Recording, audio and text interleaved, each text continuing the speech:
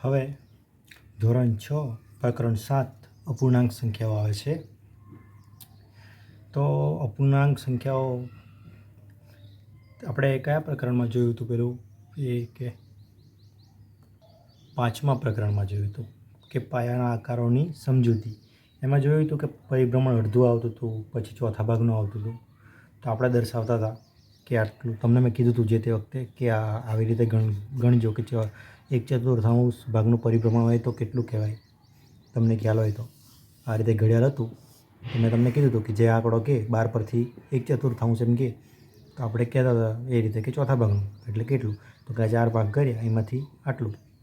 આ કહેવાય ચોથા ભાગનું પરિભ્રમણ. અહીંયાથી અહીંયા આવવું એ કેમ, તો કે અહીંયાથી આ અડધું છે અને અહીંયાથી આ આખું પૂરું છે, બરાબર. અહીંયાથી એમાં આખું પૂરું એટલે અહીંયા સુધી અડધું થયું અને એના પણ અડધાનું પણ અડધું, આ અડધું થયું એનું પણ અડધું કરી દઈએ એટલે ચોથા ભાગનું મળે, બરાબર. તમને ખ્યાલ હશે કોઈ એવી રીતે રોટલીનો ટુકડો કરીને પણ ખ્યાલ આવી શકે કે રોટલીના વચ્ચેથી 2 ટુકડા કરીએ તો એ આપણને આ રીતે મળશે, એક ભાગ, અને બીજો ભાગ આ રીતે મળશે, બરાબર. તો આ ભાગને કહેવાય અડધો. આ રીતે પણ લખાય, પણ અત્યારે મેં આ રીતે લખું છું કમ્પ્લીટ ગણિતની ભાષામાં, અને આને લખીશ આ રીતે. અને હવે આ છે એનું બી કમ્પ્લીટ વચ્ચેથી મેં અડધું કરીશ, આમ ટુકડો કરીશ તો કેવું મળશે મને, તો કે આવું મળશે. અને બીજો ટુકડો આવો મળશે, બરાબર.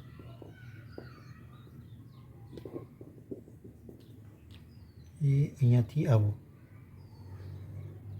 બરાબર. આનો ટુકડા કર્યા 2 અહીંયાથી આમ, તો આવા 2 ટુકડા મળશે. તો આ ટુકડાનું વેલ્યુ કેટલી થઈ? 1/4. 1/4. આ પણ 1/4, બરાબર. તો આ છે અપૂર્ણાંક. કે અપૂર્ણાંકની આપણને જરૂર એટલે પડે કે જ્યારે આ રીતે ભાગ દર્શાવવાનો હોય, 1 2 3 4 એવી રીતે હોય તો આપણને ખ્યાલ આવી જાય, બરાબર. પણ કોઈ વસ્તુ આ રીતે અડધી હોય, આ રોટલીની વાત કરીએ એમ કે અડધી છે તો એને કઈ રીતે દર્શાવવું, કેટલો ભાગ કહેવાય આને, તો આ રીતે કે 1/2 એટલે અડધો, બરાબર.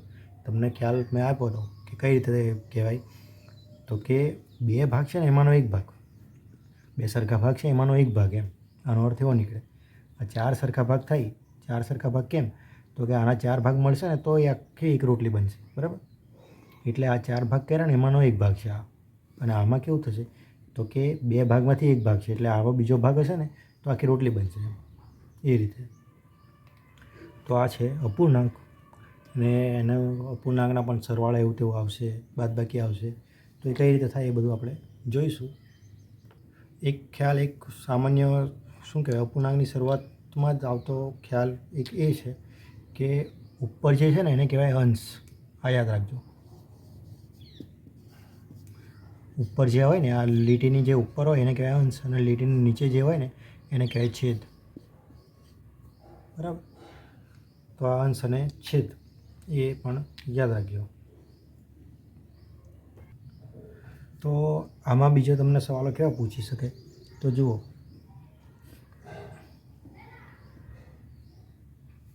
કે આ રીતે હોય,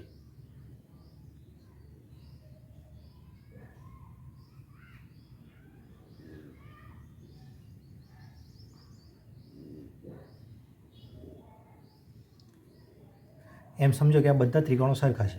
ભલે મારે દોરવામાં કદાચ ભૂલ થઈ હોય, પણ તમે એવું વિચારો કે આ બધા ત્રિકોણો સરખા છે અને તમને એમ કે છાયાંકિત કરેલો ભાગ દર્શાવો. છાયાંકિત કરેલો હોય આ રીતે તમારામાં,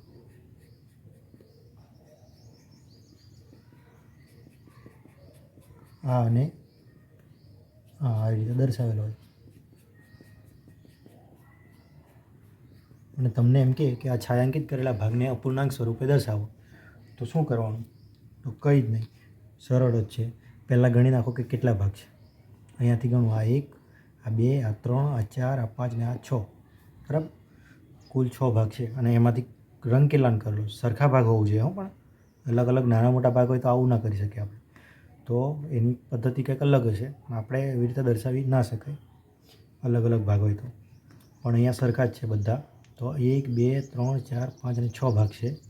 એમાંથી કેટલા દર્શાવેલા છે? તો કે 1 અને 2. તો આવું કહેવાય.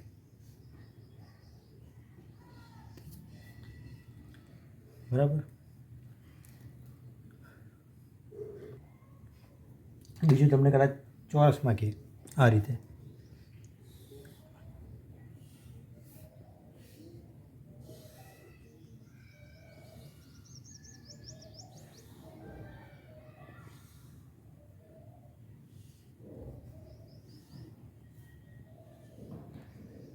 અને એમ ધારો કે આ કરેલા છે છાયાંકિત, બધો કલર નહીં કરતો મેં વધારે, પણ આ રીતે કરેલા છે ધારો કે.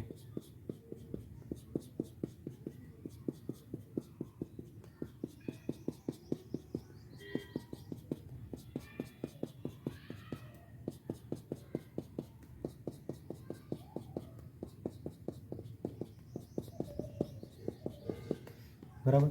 તો આમાં તમને એમ કે છાયાંકિત કરેલા ભાગને દર્શાવો અપૂર્ણાંક સ્વરૂપે, તો કયા કયા થાય?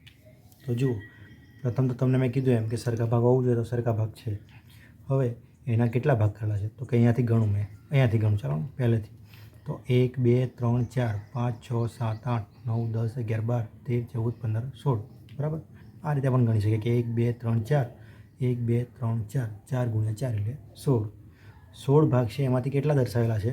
1 2 3 4 5 6 7 8 9 10 11 ને 12. 12 ભાગ દર્શાવેલા છે અને કુલ કેટલા ભાગ છે? 16. તો આ અપૂર્ણાંક સ્વરૂપે દર્શાવી દીધા કહેવાય. તો મને નહીં લાગતું કે વધારે ગણવાનું જરૂર છે, કે એનું કારણ એ કે સિમ્પલ છે, એમ કે સરખા ભાગ હોય એટલે બધા જે ભાગ છે એ ગણી નાખો, એ છેદમાં મૂકો, બરાબર, કુલ ભાગ, અને જેટલા ભાગને રંગ કરેલો છે, છાયાંકિત કરેલા છે, એ ઉપર મૂકો, એ આપણો જવાબ. આમાં પણ જુઓ, કુલ ગણ્યા આપણે કેટલા છે? 16, એ છેદમાં મૂક્યા, અને જેટલા છાયાંકિત કરેલો છે એ ઉપર મૂકો. બરાબર. તો આને મેં એક શબ્દમાં એવું પણ લખી શકું કે છાયાંકિત કરેલો ભાગ અને એના છેદમાં કુલ ભાગ. કેવી રીતે? તો જુઓ, આના કેટલા ભાગ હતા? 1 2 3 4 5 અને 6 હતા. 6 ભાગે કુલ ભાગ નીચે મૂક્યા. છાયાંકિત કરેલા કેટલા છે? તો કે 1 અને 2 સરખા ભાગ હોવું જોઈએ, આ કન્ડિશન છે. બરાબર. તો આ સરખા ભાગ 6 છે, એમાંથી 2 ભાગ કલર કરેલો છે, છાયાંકિત કરેલો છે. છાયાંકિત કરેલો ભાગ એ ઉપર 2 અને કુલ ભાગ નીચે. અહીંયા પણ જોયું, કુલ ભાગ કેટલા? 16, નીચે મૂક્યા, બરાબર, છેદમાં. અને છાયાંકિત કરેલા ભાગ તો કેટલા? તો 12 ગણ્યા આપણે કે 4 5 6 7 8 9 10 11 ને 12, એ અંશમાં મૂક્યા, છાયાંકિત કરેલો ભાગ. તો ગમે એવું આપેલું હોય, કુલ ભાગ ગણી નાખવાના, છાયાંકિત કરેલા ભાગ ગણી નાખવાના. તો અંશ અને છેદમાં જ દર્શાવવાનું છે એમને. તો એ થઈ ગયો પૂર્ણાંક સ્વરૂપે. સરળ છે.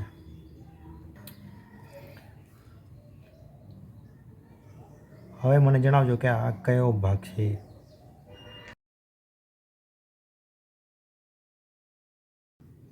જો આ ભાગને મેં છાયાંકિત કરું છું.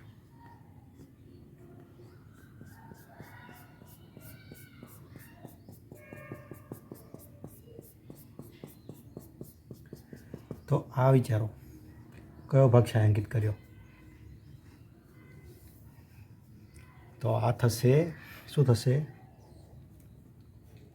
1/2. કેમ? તો કે અડધો કર્યો, વચ્ચેથી ડાબી બાજુના છાયાંકિત કર્યો. બરાબર. એટલે આ રીતનું બી પૂછે કે જેમાં આપણે ગણી ના શકીએ.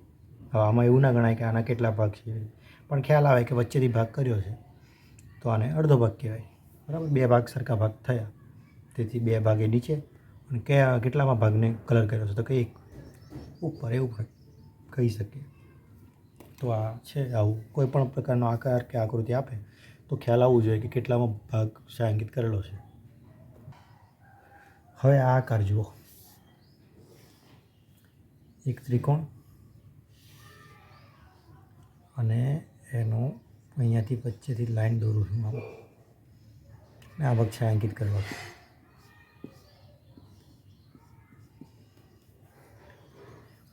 બરાબર. તો આ કયામાં ભાગ છાયાંકિત કર્યો કહેવાય? તો કે આ અડધો કહેવાય નહીં, એ ખાસ ધ્યાન રાખજો.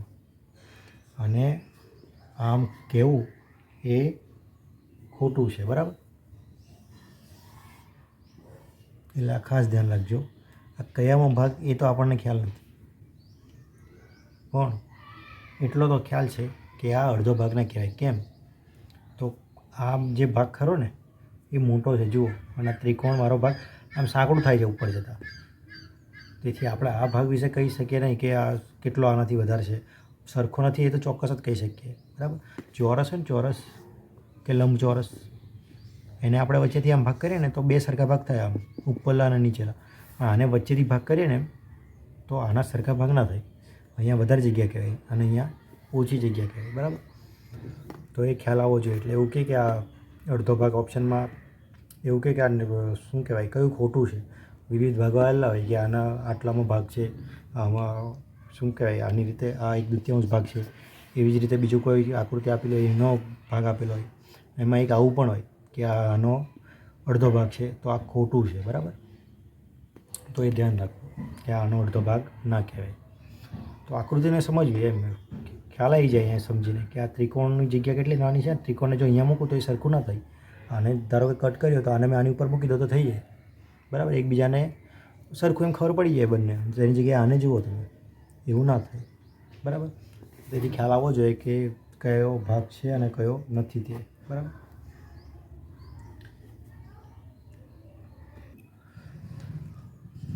હવે જુઓ, થોડો શું કહેવાય પ્રશ્ન જેવો પ્રશ્ન લઈએ. અત્યાર સુધી તો થોડી રમત હતી આપણી જોડે. હવે વ્યવસ્થિત પ્રશ્ન એક કે 4 કલાક, ધારો કે પ્રશ્ન 1, 4 કલાક એ દિવસનો કેટલામો ભાગ છે?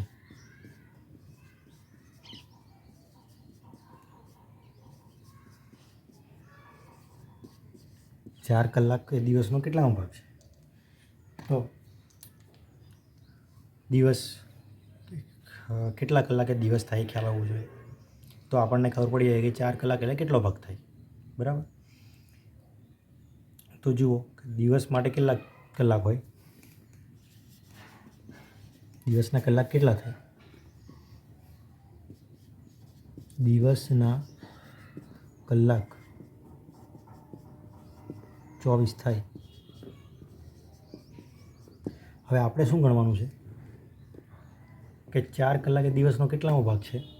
તો 24/4. સિમ્પલ.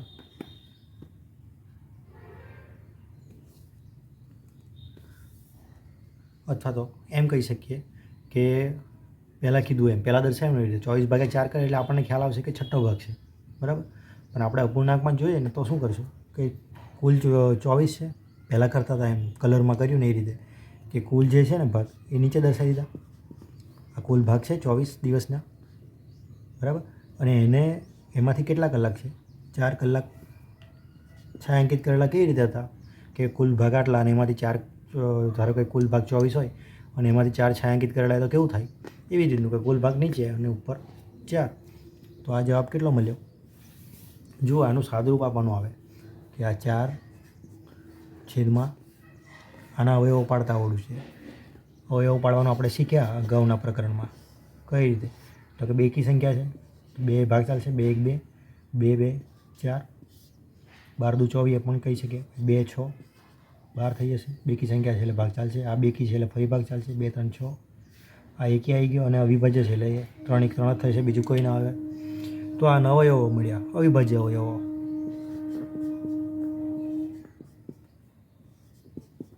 તો કઈ રીતે લખી શકીએ? 1 2 3 ને ગુણ્યા 3, 2 ગુણ્યા 2 ગુણ્યા 2 ગુણ્યા 3. આવું થાય. એમાં ઉપરના એ હવે અવયવો લખી દો. 4ના અવયવો કયા મળે? તો 2 ગુણ્યા 2. આપણે અવિભાજ્ય અવયવની રીતે જે દર્શાવે એની વાત કરું છું. બાકી 4ના અવયવો આ 2 ને ગુણ્યા 2 તો કહેવાય, અને 1 અને 4 પણ 4ના અવયવો કહેવાય. શીખ્યા આપણે આગળના પ્રકરણમાં. પણ એવું નહીં, અહીંયા આપણે આને દર્શાવવાનું છે અવિભાજ્ય અવયવોના રૂપમાં. અને 2 અવિભાજ્ય સંખ્યા છે, આપણને ખ્યાલ છે. તો 2 ગુણ્યા 2 કર્યા તો આ સરખા સરખા ઉડી જાય. 2 1 2 થઈ જાય એમ પણ કહી શકીએ. એટલે આમ ઉડી જાય. અંશ અને છેદમાં હોય તો આ રીતે ઉડી જાય ગુણાકારમાં. આ ખાસ ધ્યાન રાખવાનું કે ગુણાકારમાં. હવે એવું નહીં કે તમે સરવાળો હોય ને ઉડાડી દો, એવું નહીં. ગુણાકારમાં હોય તો આ રીતે ઉડી જાય. 2 1 2 થઈ જાય, 2 1 2 થઈ જાય, ભાગ ચલાવી દઈએ એમ પણ કહી શકાય. તો છેલ્લે શું બચ્યું? 2 ગુણ્યા 3. એટલે જવાબ મળ્યો 2 ગુણ્યા 3 6, અને ઉપર કંઈ નથી એટલે કે 1. તો 1/6 જવાબ મળ્યો. તો 4 કલાક એ દિવસનો છઠ્ઠો ભાગ કહેવાય. માટે 4 કલાક એ દિવસનો છઠ્ઠો ભાગ કહેવાય.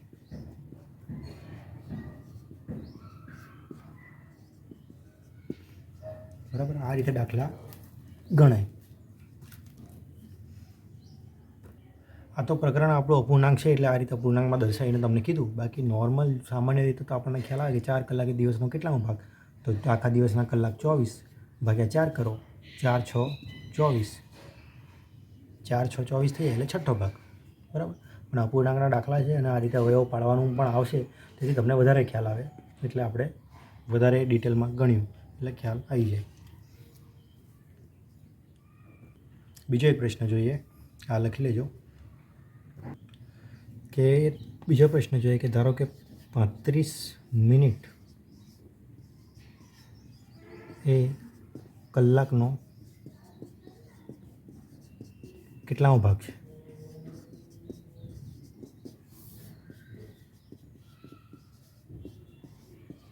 શું થશે? તો પહેલાં કીધું એમ જ કે આપણે અપૂર્ણાંકમાં એ રીતે જ ગણવાનું છે. એટલે કુલ ભાગ કેટલા? તો કે 35 મિનિટ એ મિનિટ, તમને કીધું કે એક મિનિટ એ ભાગ બન્યા કે 35, અને એક મિનિટ ભેગી થઈને 60 થાય તો 1 કલાક થાય. બરાબર, હવે આપણને કીધું કે 35 મિનિટ એક કલાકનો કેટલામો ભાગ, તો આપણે એવું બી કહી શકીએ કે 35 મિનિટ એ 60 મિનિટનો કેટલામો ભાગ. કેમ? તો કે 60 મિનિટ એટલે કલાક જ થાય. બરાબર, તો આપણું કામ સરળ થઈ ગયું કે 1 કલાક, છતાં લખું કે 1 કલાક એટલે 60 મિનિટ થાય. એટલે આપણે એવું કહી શકીએ કે આ સવાલને આવો સવાલ થયો એમ કે 35 મિનિટ એ 60 મિનિટનો કેટલામો ભાગ? કેટલામો ભાગ? તો આ કામ તો સરળ થઈ ગયું આપણું. કેવી રીતે? તો કે મેં તમને કીધું કે કુલ ભાગ છે નીચે મૂકી દેવાના. 60 મિનિટ એટલે 60 ભાગ થયા, એમાંથી 35 ભાગ લેવાના છે. બરાબર, તો આપણો જવાબ સાદુરૂપ આપવાનું એ જોઈએ પછી. ચાલો બતાવી દઉં કે કઈ રીતે ભાગ પડે. તો કે અવિભાજ્ય અવયવની રીતે ભાગ ચલાવો. 35ના અવયવ કયા કયા મળશે? તો કે 2 ભાગ ચાલશે નહીં, 3 5 ને 3 8, 3 વડે વિભાજ્ય નથી, 3 પણ નહીં ચાલે. એકમનો 5 છે એટલે 5થી ચાલશે. આ બધી ચાવીઓવાળું જે પ્રકરણ છે તમારે જોવું પડશે તો જ ખ્યાલ આવશે વ્યવસ્થિત. બરાબર, તો એ આ 5 વડે ભાગ ચાલશે, તેમ કહેવાય. 5 7 35, 7 અવિભાજ્ય છે એટલે 7 1 7. એટલે સ્ટેપ બાય સ્ટેપ પ્રકરણ શીખતા જઈએ તો આવડે. પછી ડાયરેક્ટ અહીંયા આવી જઈએ તો તમને ખ્યાલ ના આવે. આ જ શીખવા માટે આવી જઈએ ડાયરેક્ટ. તો કેમ? તો કે આ બધું આવડતું હોય તો જ આવડે આગળ. એટલે જ પ્રકરણને એ પ્રમાણે ગોઠવવામાં આવ્યા હોય છે. એટલે ધીરે ધીરે શીખતું જવું પડે. તો આપણને અવયવ મળ્યા 35ના, 5 ગુણ્યા 7 છેદમાં 60ના. 60ના કઈ રીતે પડશે? તો કે એકમનો 0 છે એટલે 2 ભાગ ચાલશે. 2 3 6 0, 30 દુ 60 એમ પણ કહેવાય. પછી 2 ભાગ ચાલશે, 15 દુ 30, 2 ભાગ ચાલશે તો નહીં. 5 ને 1 6 છે એટલે 3 ભાગ ચાલશે. 3 5 15, 5 અવિભાજ્ય છે એટલે 5 1 5 થઈ જશે. બરાબર, એટલે છેદમાં મળ્યું મને 2 ગુણ્યા 2 ગુણ્યા 3 ગુણ્યા 5. હવે ગુણાકારમાં છે એટલે સરખા કાઢી દો. 5 નીકળી જશે, આ 5 નીકળી જશે. 7 તો નીચે છે ને, એટલે ઉપર 7 મળ્યું, નીચે 3 દુ 6, 100 દુ 12, એટલે 35 ભાગ્યા 60મો ભાગ છે એવું પણ કહેવાય, અથવા તો 7 ભાગ્યા 12મો ભાગ છે એવું પણ કહેવાય. તો આ રીતના દાખલા આવશે. બીજા પણ જોઈશું હજુ અપૂર્ણાંકના. હવે જુઓ કે તમને જો એમ કહેવામાં આવે કે અપૂર્ણાંક મુજબ છાંયાંકિત કરો.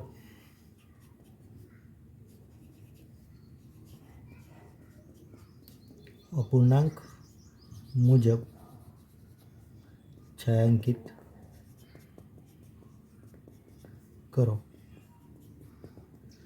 એટલે કેવી રીતે? તો ધારો કે તમને એવું વર્તુળ આપેલું છે, આમ આ એનું કેન્દ્ર છે, આમ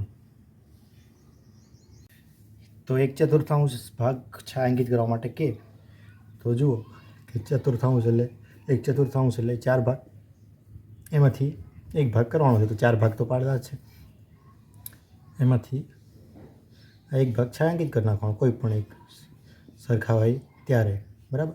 ચારે ચાર સરખા છે તો આ રીતે એક ભાગ બતાવી દેવાનો, તો આ 1/4 કહેવાય.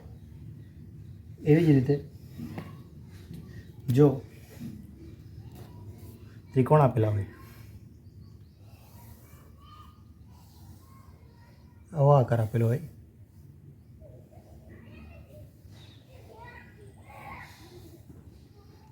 આ કેટલા 1 2 3 ને 4 ત્રિકોણ બને છે, એ સરખા ત્રિકોણ છે, બરાબર. અને એમ કે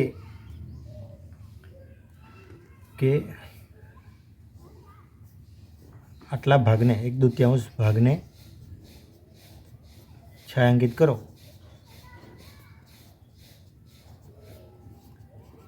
તો તમને એ તો ખ્યાલ આવી ગયો કે આ ચારે ચાર સરખા છે, બરાબર. હવે 1/2 એટલે કેટલા? તો કે અડધા ભાગને. એટલે હવે કુલ 4 ભાગ છે તો એમાંથી મેં 2ને છાયાંકિત કરીશ, બરાબર. 1/2 એટલે શું? અડધાને કરવાનું, બરાબર. હવે 4 ભાગ છે ટોટલ, 1 2 3 અને 4, એમાંથી અડધા એટલે કેટલા? 2ને કરવાનું, બરાબર. તો કયા કયા થશે? કોઈ પણ 2 કરી શકીએ આપણે. આ અને આ પણ કરી શકીએ તો પણ થાય, આ અને આ પણ કરી શકીએ, ગમે તે કોઈ પણ 2 ભાગને છાયાંકિત કરવું પડશે. આ જે કર્યો ને આટલો એ થયો 1/4, અને આ જે કરીશ હવે આ બીજો 1/4. તો 1/4 વત્તા 1/4. જો આપણે સરવાળો ભણશું આગળ તો ખ્યાલ આવશે કે 1/4 અને 1/4નો સરવાળો કરશો ને તો આપણને 1/2 મળશે, આ રીતે. તો આનો જવાબ આટલો મળશે. એ પછી જોઈશું આપણે કે કેમ તે. તમે યાદ રાખજો, આવું મેં કીધું હતું એમ, બરાબર. તો આ 1/4 ભાગ છે, 4 ભાગમાંથી એક આ બાજુનો, અને આ બાજુનો એ 1/4 છે. એ બેનો સરવાળો કરીએ તો 1/2 થઈ જશે, બરાબર. તો આ રીતે ગમે એ કે તો આવડે. કોઈ ચોરસ કે એના 3 ભાગ કરેલા હોય અને એમ કે 2/3 ભાગ દર્શાવો. 1/3 કે તો આટલો એક જ. આ સરખા છે એવું સમજો, ભલે મારા દોરવામાં કદાચ ભૂલ થાય પણ સરખા ભાગ છે. તો એમ કે 2/3 તો 3 ભાગ છે, એમાંથી આ 3 ભાગ છે, 1 2 અને 3, એમાંથી 2 ભાગ દર્શાવો. એટલે આ અને આ 2 ભાગ દર્શાવી દીધા. આ 2/3 ભાગ દર્શાવ્યો કહેવાય. તો આ રીતે અપૂર્ણાંક આપે અને છાયાંકિત કરવા કહે તો પણ આવડે. જેવી રીતે આપણે છાયાંકિત ભાગના અપૂર્ણાંકમાં દર્શાવવા કહેતા હતા, આ રીતે દર્શાવતા હતા. એવી જ રીતે જો અપૂર્ણાંક આપીને એમ કે એટલા ભાગ છાયાંકિત કરો તો પણ આવડે. ખાલી ઉલટું છે પહેલાં કરતાં, બરાબર. તો ધ્યાન રાખજો આનું. તો જુઓ કે પ્રશ્ન 3 એ પ્રકારનો છે કે 3 મિત્રો જમવા બેસે છે, પરંતુ માત્ર એક જ મિત્ર પાસે નાસ્તો છે. શું છે એની પાસે? તો કે 2 સેન્ડવિચ એક મિત્ર પાસે, અને બીજા 2 ખાલી હાથે છે, ભૂલી ગયા છે, બરાબર. હવે તે મિત્ર એવું ઈચ્છે છે કે સેન્ડવિચના સરખા ભાગ કરીને 3 મિત્રો જમીએ. 2 સેન્ડવિચ છે ને 3 મિત્રોને સરખા ભાગમાં આવે એ રીતે જમીએ. તો દરેકને કેટલો ભાગ મળશે? અને જેની પાસે સેન્ડવિચ છે તે કઈ રીતે વહેંચશે, બરાબર. તો સૌપ્રથમ તો આપણને એ પૂછવામાં આવ્યું છે કે કેટલામો ભાગ મળશે. તો આપણે કહી શકીએ કે 2 સેન્ડવિચ છે તો 2ના 3 ભાગ થશે. 2ના, બરાબર કે ના કહેવાય? બરાબર છે કે 2 સેન્ડવિચ છે એના 3 ભાગ કરવાના છે. પણ આ કઈ રીતે શક્ય છે? એટલે જ પછીનો પ્રશ્ન વધારે જરૂરી છે. કયો? કે દરેકને કેટલો ભાગ મળશે? તો એ તો ખ્યાલ આવી જાય કે 2ના 3 ભાગ કરવાના, એટલે આ એક જણને આટલો મળશે, બરાબર. પરંતુ કે જેની પાસે સેન્ડવિચ છે તે કઈ રીતે વહેંચશે, એ સવાલ મુખ્ય છે. તો જુઓ કે એક સેન્ડવિચ છે ને એના પહેલાં 3 ભાગ કરશે. ધારો કે મેં આ દર્શાવું છું, આ એક સેન્ડવિચ છે અને આ બીજો છે, બરાબર. અને કઈ રીતે વહેંચશે? તો કે સરખા ભાગ કરશે. આના 3 સરખા ભાગ કરશે આમ, અને આના 3 સરખા ભાગ કરશે, બરાબર. હવે આ જે 3 મિત્રો છે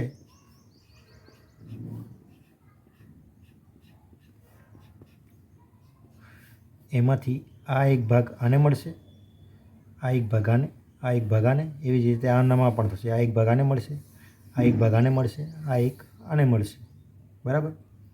એટલે થઈ ગયા ને કે દરેકના ભાગે 2 ભાગ આવ્યા. 3 પાસે 2 ભાગ આવ્યા, બરાબર. તો આ ભાગ મળ્યો ને તો જુઓ કે આમાંથી આને કેટલો મળ્યો, 1/3 મળ્યો, આને પણ 1/3 મળ્યો, આને પણ 1/3 મળ્યો, અને આમાંથી તો કે આમાં પણ એવું થયું, વત્તા 1/3 બીજો મળ્યો, બીજો આને પણ 1/3 મળ્યો, અને આને પણ 1/3 મળ્યો, બરાબર.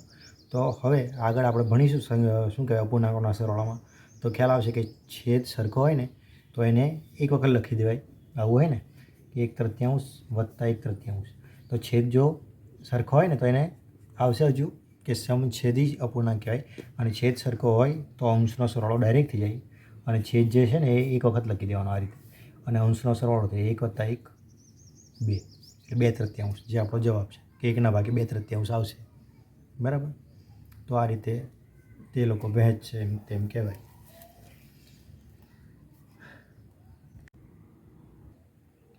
હવે જુઓ કે રમેશ, પ્રશ્ન 5 કે રમેશ કપડાને ઇસ્ત્રી કરવાનું કામ કરે છે. તેની પાસે 30 કપડાં છે ઇસ્ત્રી કરવા માટે, એમાંથી એ 20ને કરી નાખે છે, બરાબર. તો કેટલા ભાગના કપડાં ઇસ્ત્રી કર્યા કહેવાય? તો જુઓ, તમને પહેલાં મેં કીધું એમ કે 30 કપડાં છે એ કુલ છે, એટલે નીચે આવશે. સરળ છે એકદમ, 30 કપડાં છે એ નીચે આવશે. અને કેટલા કર્યા તો કે 20ને કરે છે, તો 20 કર્યા એટલે આ જવાબ આપણો. આનું સાદુરૂપ આપીશું, 2 × 10 થશે, છેદમાં 3 × 10 થશે, તો 10 × 10 થશે એટલે બંને નીકળી જશે, અહીંયા 1 થઈ જશે, 10 × 10, તો જવાબ 2/3 આવશે. આ આપણે આગળ ભણવાનું છે કે કેમ આ સરખું થાય છે. હવે જુઓ પ્રશ્ન 6 કે 3 થી 15 સુધીની પ્રાકૃતિક સંખ્યા લખો અને તેમાંથી કેટલા ભાગની અવિભાજ્ય સંખ્યાઓ છે તે જણાવો. તો જુઓ કે આ જે સુધીની છે ને એની જગ્યાએ એવું પણ લખે કે 3 થી 15 વચ્ચેની, બરાબર. તો એ ફરક પડી જાય શબ્દનો, 3 અને 15 વચ્ચેની એવું કે 3 થી 15 એવું તો ના કે, પણ 3 અને 15 વચ્ચે જેટલી પ્રાકૃતિક સંખ્યાઓ આવે એ લખો અને એમાંથી કેટલી અવિભાજ્ય સંખ્યાઓ છે તે જણાવો. એમ કે તો વચ્ચે એમ કે ને તો 3 અને 15 નહીં લેવાના, વચ્ચેની જે અવિભાજ્ય શું કહેવાય પ્રાકૃતિક સંખ્યાઓ આવશે. અવિભાજ્ય તો પછી જોવાની છે આપણે કેટલા ભાગની છે, પણ પહેલાં જો 3 અને 15ની વચ્ચેની એવું પૂછે ને તો વચ્ચેની જો શબ્દ આવે તો 3 નહીં લેવાના, 15 નહીં લખવાના, નહીં લેવાના, એના સિવાયની વચ્ચે જે આવે તે લખવાની. એટલે કે 4 5 6 7 8 9 10 11 12 13 ને 14, 15 નહીં આવે. તો આ થઈ વચ્ચેની, બરાબર. તો એમાંથી પછી આપણે જોવાનું કે કેટલી અવિભાજ્ય છે, અને 3 થી 15 સુધીની પ્રાકૃતિક સંખ્યા લખો એમ કીધું ને, તો 3 થી 15, 3 અને 15 પણ આવશે, બરાબર, સુધીની એમ કીધું એટલે 3 થી 15 સુધીની. તો લખો અહીંયા કે 3, પછી 4 5 6 7 8 9 10 11 12 13 14 અને 15 પણ આવશે, બરાબર.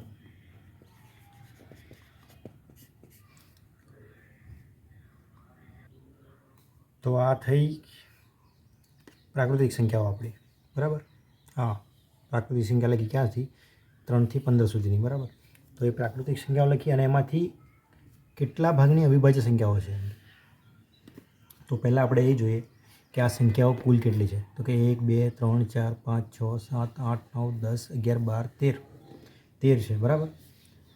તો કુલ તમને ખબર જ છે કે નીચે જે આવે એ કુલ આવે, તો આ કુલ સંખ્યાઓ આપણી જોડે 13 છે. અને એમાંથી કેટલા ભાગની અવિભાજ્ય સંખ્યાઓ છે એમ કે, તો અવિભાજ્ય સંખ્યાઓ કઈ કઈ? તો 3, પછી 4 નહીં આવે, 5, 6 નહીં આવે, 7, 8 નહીં આવે, 9 નહીં આવે, 9 પણ નહીં આવે, બરાબર. 3 3 9 થઈ જાય એટલે 10 ના આવે, 11 તો આવશે, 12 નહીં આવે, 13 આવશે, 14 ના આવે, 15 ના આવે. તો 1 2 3 4 અને 5, 5 સંખ્યાઓ આપણને અવિભાજ્ય મળી. કુલ 13 સંખ્યાઓ છે એમાંથી. તો 5/13 જેટલા ભાગની અવિભાજ્ય સંખ્યાઓ છે તેમ કહેવાય.